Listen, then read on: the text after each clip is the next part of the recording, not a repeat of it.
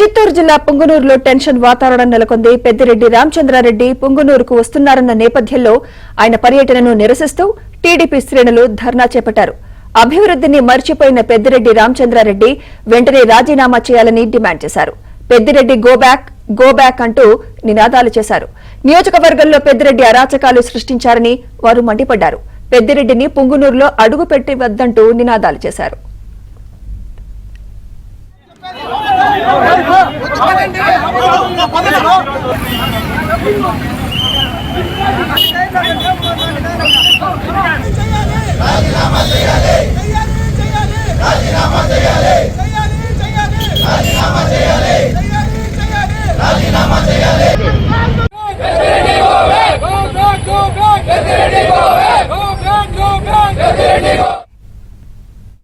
మీరు రావడానికి కారణమేమి? ఏమి సాధించారో పుంగనూరుకు వస్తున్నారని మేము సమానంగా చెప్తున్నాము. నిన్నలా మొన్న అడగండి మీ కార్యకర్తల్ని. పుంగనూరు పట్టణంలో నడిబొడ్డులో తాటమాకులపాలెంలో మాజీ కౌన్సిలర్ ఏమన్నాడు? ఆడవాళ్ళకి విలువ లేదా? పెన్నాల దగ్గరికి వస్తున్నాడు, అమ్మగారుల దగ్గరికి వస్తున్నాడు, అక్కగారుల దగ్గరికి వస్తున్నాడు. మా అన్నని తిట్టారు, మా నాయన్ని తిట్టారు.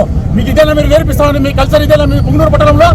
అడగండి. నేను ఎక్కడికైనా సరే రాజీనామాలు పడ్డా కానీ కార్యపక్షంగా వచ్చాడానికి మేము మా కార్యకర్తలు సిద్ధంగా ఉన్నాము అంటాడు ఒక మనిషి. ఎవరో ఒక నాయకుడు అంటాడు, ఈసారి మేము గెలిస్తే ఆడదాన్ని కూడా రోడ్లకు కూడా ఈడుస్తామనేసి. అదే మీ నాయకత్వం మీరు వహించేది? చెప్పండి మీరు కార్యకర్తలకి.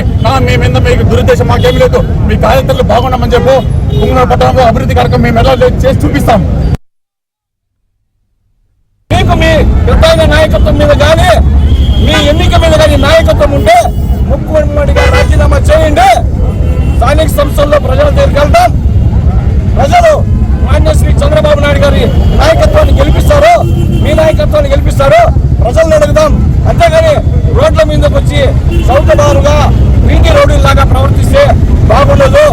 అందుకు రాజ్యం పోసినట్లయితే మీరు వద్దు. ప్రశాంతంగా ఉండనిద్దాం. మాజీ ప్రజాపతిని రెచ్చగొట్టడం, వాళ్ళ ఇళ్ల దగ్గరికి మీ రౌడీ ముక్కలను పంపి కుటుంబ సభ్యుల్ని అసభ్యంగా మాట్లాడటం ఇది సభ్యత కాదు. అదేనా పెద్దగా మీకు నేర్పించిన సంస్కారం అని చెప్పి మీ మూలంగా వాళ్ళు ప్రశ్నిస్తున్నాం. పద్ధతి మార్చుకోండి. ఇది ప్రజాస్వామ్యము. మీ ఆటలు చల్లవు.